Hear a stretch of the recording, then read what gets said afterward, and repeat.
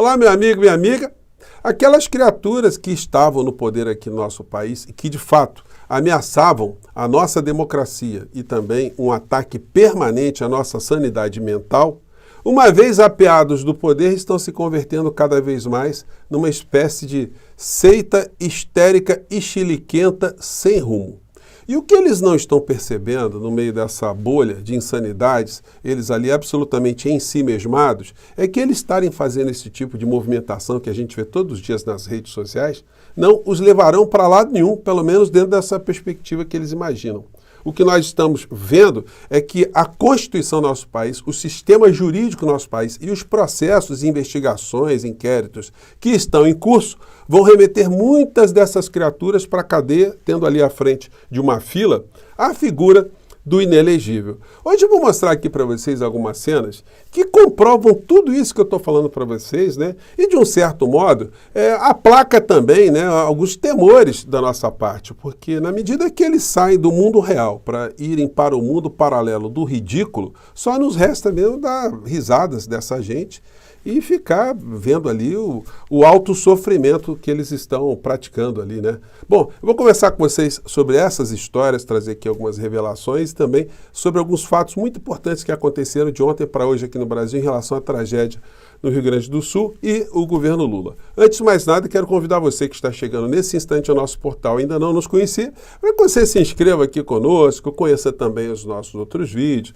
venha participar aqui das nossas atividades, do nosso chat, mande seu comentário, dê seu joinha e, se puder também, se inscreva aqui no nosso clube de membros. Você que é muito bem-vindo e muito bem-vinda. E se gostar de tudo que a gente fala aqui, compartilhe os nossos vídeos, recomende, tá legal? Então vamos aqui aos nossos papos. Em primeiro lugar, gente, uma coisa que eu tenho visto aqui, né, de ontem para hoje, depois dessa cerimônia lá no Rio Grande do Sul, onde foram apresentadas ali uma série de medidas, né, que certamente vão fazer com o estado do Rio Grande do Sul algo que a gente nunca viu no Brasil.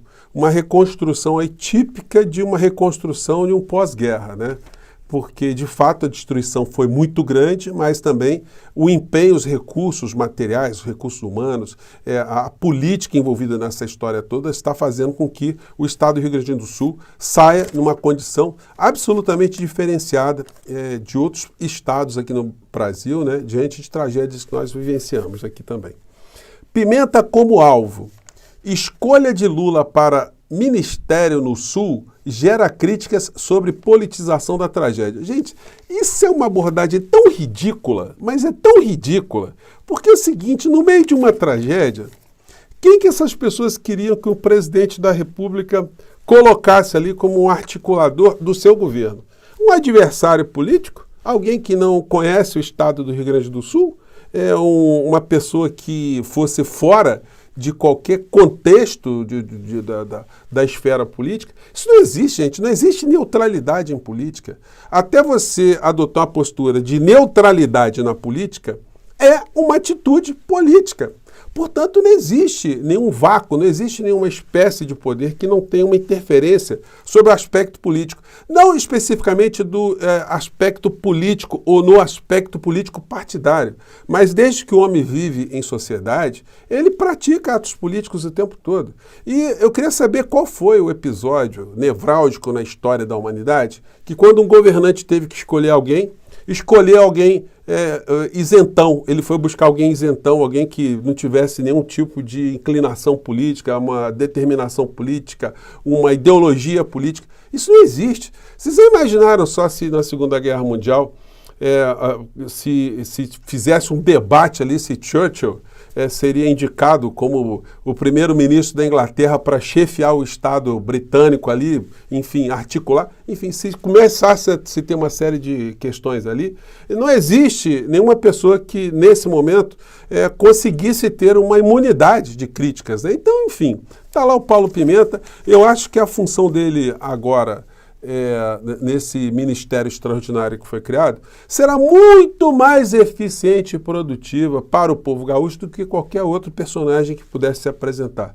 E será útil para o governo Lula também. Enfim, ele está ali numa posição muito importante e conveniente para esse momento. O único senão que a gente pode fazer em relação ao episódio de ontem, a apresentação foi em relação ao formato. Eu aqui fiz um comentário com vocês, né?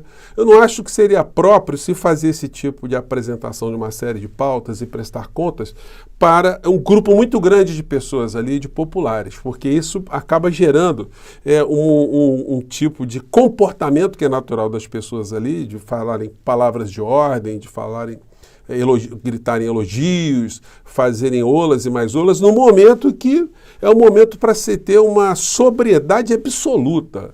O ambiente ali ele não comporta nenhum tipo de sorriso, nenhum tipo de brincadeira, enfim. A questão ali é para ser tratada de um modo diferente que essa gente que a gente sempre combateu, tratou as coisas aqui no nosso país, a coisa pública, de uma forma, como nós sempre vimos, né, afastados de qualquer racionalidade, qualquer noção. Bom, então eu acho que era interessante fazer esse registro. Daí a gente entra aqui em algumas hipocrisias desse mundo da insanidade, dos cara de paus. E, gente, como tem gente vigarista, né? Olha, uma coisa que me chocava muito quando eu comecei aqui com o nosso portal do José é ver agressões partindo de mulheres, né? Bom, eu nunca tinha sido agredido, né, com palavras de lugar nenhum, na condição de professor, de pequeno empresário, enfim, pelas coisas que eu andei fazendo pela vida, né, não tinha esse tipo de coisa. Quando a gente veio para a rede, nossa, as pessoas não tinham freio alguns, né? E quando a agressão vinha de uma mulher, então, aí que eu achava aquilo mais complicado, né? Como é que se lida com uma coisa dessa? Mas aí a gente vai vendo também que a pilantragem, o crime, o mau-caratismo, ele não tem gênero, né? Qualquer pessoa, enfim, dotada de alguma inteligência, de algum senso, né, pode ter ali um desvio de caráter muito grande. Daí a gente vê que essa extrema-direita no nosso país, como eles desempenham um papel de envenenamento da sociedade, e mais triste para as pessoas que são do meio jurídico, é ver uma pessoa que tem formação jurídica, que prestou um concurso, que chegou até a magistratura, mas tem um caráter absolutamente deformado, que mostra que os concursos públicos não aferem dignidade, nem caráter, nem bom senso, nem humanidade de ninguém. A pessoa pode ser uma crápula e passar num concurso, fazer lá, preencher os quadradinhos lá na prova de múltipla escolha, se preparar para uma prova oral, né? E chegar até o poder e ali solta os seus demônios, né? É o que aconteceu com essa criatura que está lá nos Estados Unidos, né? Nos Estados Unidos, e que fica ditando normas para a extrema-direita. Agora, quem é a figura? Vamos expor aqui algumas situações. O que ela andou publicando e a direita vai reproduzindo isso com muita festa, né? Vamos lá. Ajude a divulgar a perseguição do ministro Paulo Pimenta em relação aos que denunciam a inoperância dos governos aqui no meu Rio Grande do Sul. Todos nós estamos vendo, Thiago, essa perseguição promovida por esse sujeito. O Paulo Pimenta está perseguindo alguém, né? Puxa, procurem a polícia quando alguém está sendo atacado, né? O Estado está aí para isso, né? E parece que o que acontece ali é a inveja do Estado em relação à eficiência do particular. O Estado, mais especificamente o comunista, ele não tolera ver a eficiência do particular. Olha só quem está falando, né? A senhora, e que eu já adjetivei aqui em encontros passados, como é que a senhora seria classificada na iniciativa privada se a senhora estivesse tentando receber o salário, aliás, recebendo o salário, sem ir trabalhar? A senhora aviltando, a senhora sonegando, a senhora mentindo que estava indo trabalhar quando não estava. Estava no shopping, passeando e mais do que isso, né? Cometendo atos imorais e ilícitos, né? Aí o Estado para a senhora é uma maravilha. Esse Estado que a senhora está atacando, a senhora está recebendo dele, né? Uma quantia todo mês sem trabalhar. Por que a senhora não devolve esse dinheiro? A senhora acha isso moral? Ganhar sem receber? A isso no Brasil a gente dá o nome de vagabundagem. No entanto, a senhora é um ícone da extrema-direita no Brasil, né? Então, a senhora está falando muito bem da iniciativa privada, né? Mas a senhora sempre ficou muito bem posicionada, foi numa teta do Estado, mas sem trabalhar, né? Que coisa bacana. Isso para eles é intolerável. Então, em vez de se esforçar para ser melhor ou reconhecer que o particular, nesse momento, tem mais condições... Eu queria saber o que a senhora foi fazer no serviço público. A senhora é tão competente, né? Por que a senhora não foi para a iniciativa privada? Não é? Complicado, né? Mas vamos colocar aqui, sem eu querer falar muito sobre essa senhora, o que as matérias jornalísticas apontavam em relação a ela. A juíza de Minas causa polêmica nas redes sociais ao defender as aglomerações. Ela também ensina a burlar as regras que exigem o uso de máscaras. No vídeo gravado em um shopping do estado do Rio, a juíza ensina como não usar máscara em espaço público. Andando no shopping aqui, ó, tomando sorvete. O sorvete pode andar sem a máscara. Acabar de tomar um sorvete, aí você bota a máscara.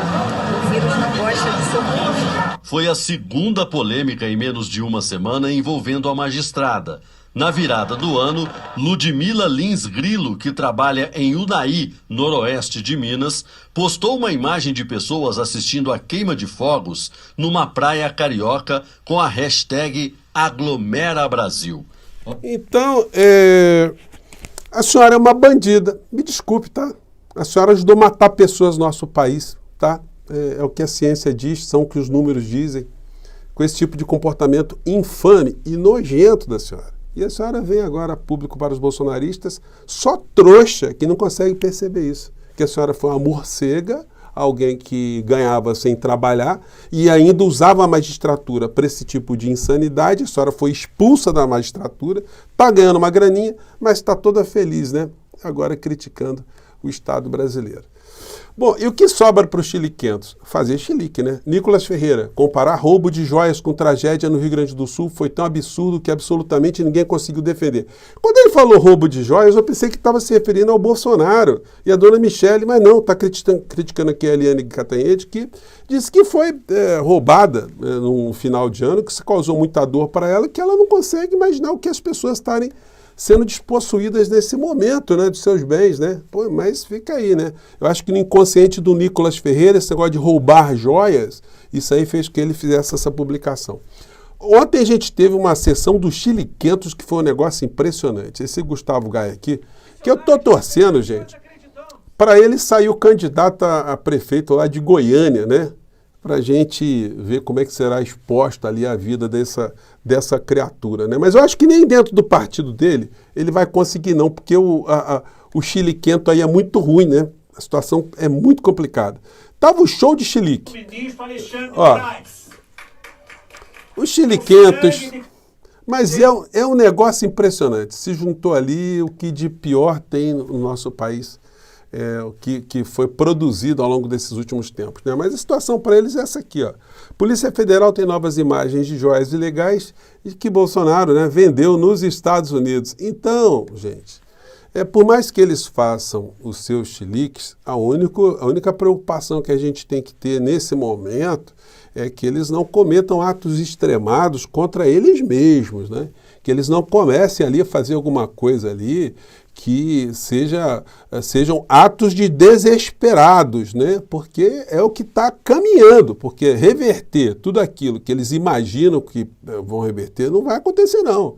Não adianta eles ir para fora do Brasil, para o parlamento americano, fingir que estão dando entrevista coletiva, que o Brasil acordou, que nós estamos vendo a ditadura, que, olha, isso aí no mundo real, o mundo paralelo não está conseguindo imprimir suas regras, não, né? Eu não podia deixar de comentar essas coisas hoje com vocês, tá bom, gente? Eu vou ficando por aqui.